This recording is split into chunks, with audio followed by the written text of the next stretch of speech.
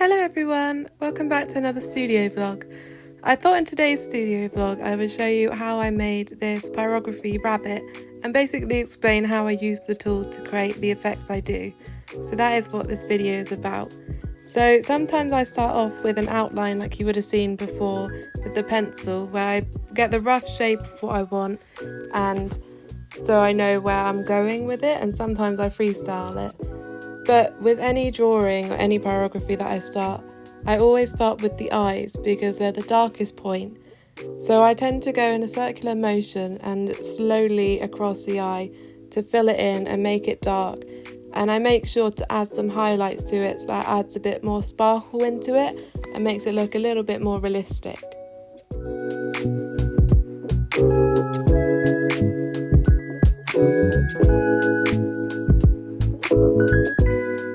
For this particular piece, the rabbit had eyelashes over the eyes, so I'm just adding a bit of shadow and creating a sort of arch over the eye to create an eyelash over it, again going slowly over it to make it dark, sort of like the eye.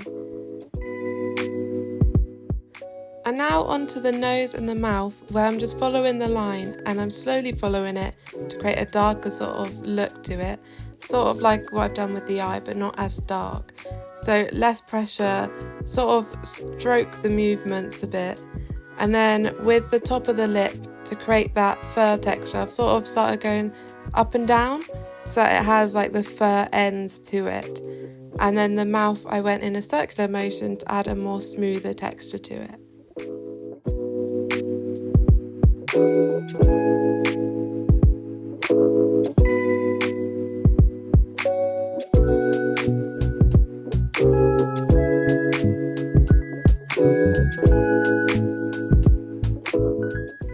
For the ears, again I'm going over for the darker bits first. So I'm doing the darker bits of the fur, and again I'm going up and down and doing strokes of the fur. And you have to be slow with this so that it burns in and creates a darker effect that you want. And for lighter fur, you'll go over a bit more quick. That tends to be what I do at least. So for the darker bit of the ear and the darker bit of the fur, I'm just going over slowly over it. As you can see, it's very slow, but in the end it does look like the way I want it to, so it's all worth the effort.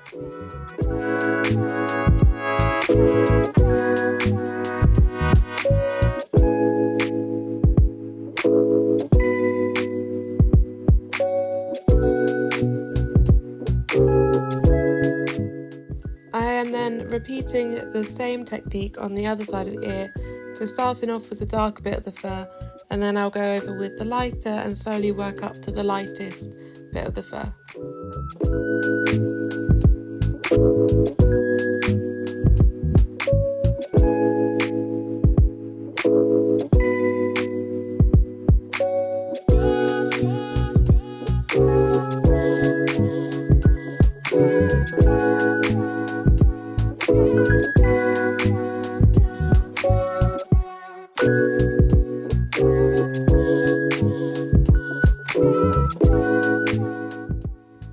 So just at the very edge of the ears, it is slightly lighter brown.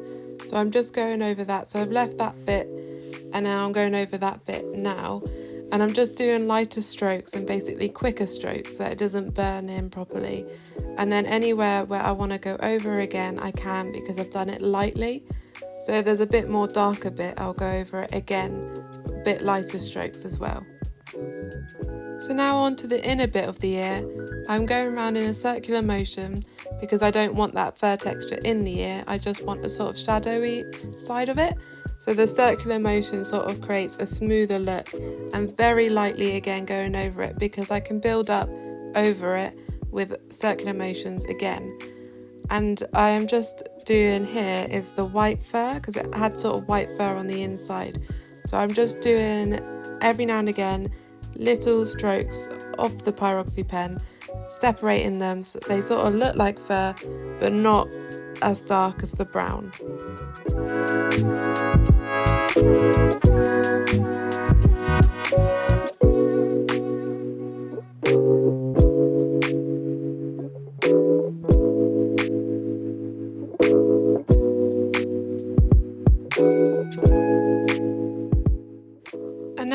on to the fur detail of the rabbit, which of course is most of it. So I'm just adding the darker bits first again. So here it had some shadow sort of going up, so I'm just doing the slow strokes, putting it close together so that it can cover most of the area, so that it shows that it is the darker bit of the rabbit.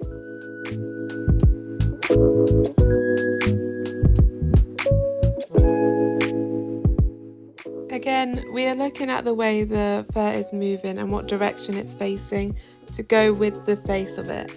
And depending on what animal you're doing, it will depend on if you need longer strokes or shorter strokes. So for the rabbit, it's shorter strokes because it has shorter fur. So just here I'm adding the lighter bits. So I'm sort of doing, again, quicker strokes for the fur and separating them slightly more because it is the lighter bit of the face.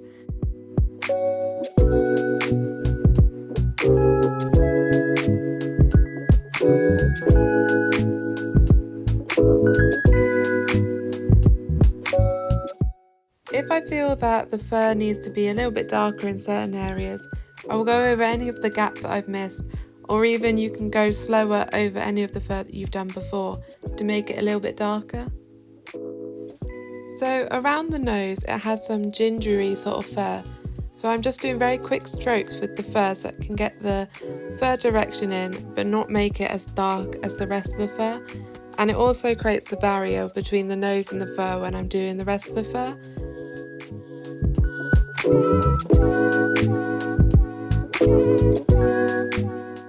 So this side of the rabbit's face is a bit darker, so again I'm just making sure to do slow movements for any of the darker bits of the fur that I need to do.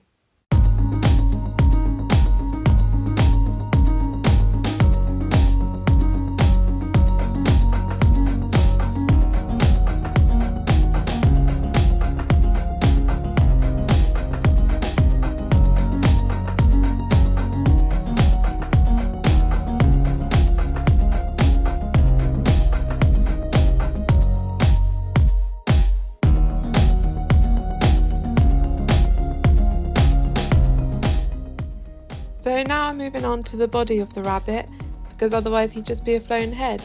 So even though I have just the corner of it, I'm just adding it in, and I'm just doing the darker bits first. And in the body of the rabbit, it's sort of got waves of darker brown in between the lighter ones. So that's why all this darker area is going in a bit wavy and everything. But I start with the darker again, and then I go lighter, and then I go lightest. So I didn't show me adding the little chin onto the rabbit. So basically what I've done is that I have created it so under the chin it was white. So I just added the outline for where the brown met the white in sort of lighter sort of strokes, not as dark as what I'm doing right now. And then I went over the white in a circular motion to add some shadow, because it had a little bit of shadow underneath the chin. So anywhere where there was shadow, I just went over in a circular motion to add that sort of detail.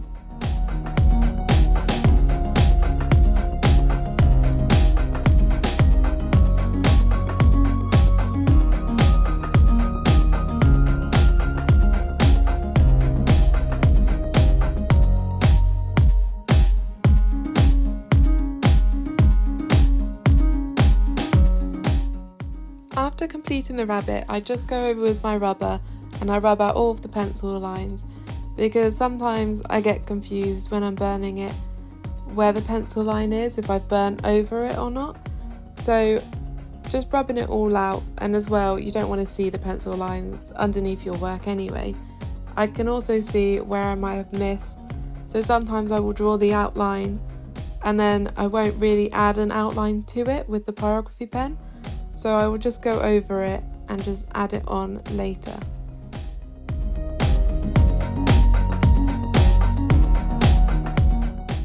So this is what I'm doing right now. It's just that I'm adding the sort of line and any shadow as well, just to create it so it's not just a blank line for the ear. But just where the ear was slightly lighter and maybe the pencil line, when I rubbed it out, it just looked too light. I'm just going over it and basically adding that edge to it. And anywhere else as well that I felt like I might have missed.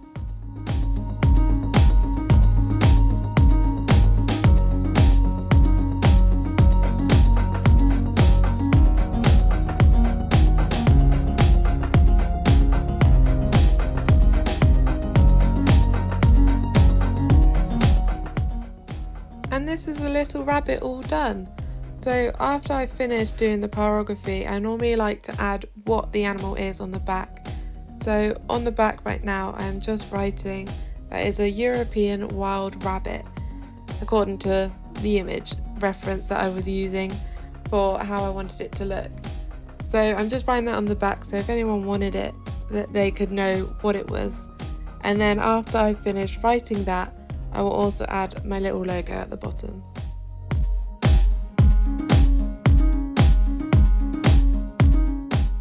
I have sped it up slightly so that you can still see the writing and how I wrote it, but it's just so that you can sort of see what it looked like, what the writing might turn out like if you wanted to write on it. But it takes a while because again you have to be slow so that it's dark, and sometimes it's a bit hard to control it, at least that's what I find, a little bit hard to control the letters on it, but it ends up looking pretty good in my opinion. I mean, I have been trying to practice writing on it before, but yeah, I just thought if you wanted to see what it might look like if you wrote on the back. I mean, it is my writing, so, you know, whatever your writing may be. I just find it easy as well to do it in capital letters. So you might not, but that's what I find easier.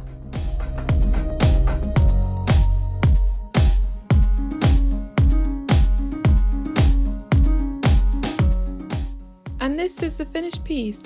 So I hope you enjoyed this video and that it was helpful in any way and helped you have a few more tips about how to work with pyrography. But thank you so much for watching. Bye!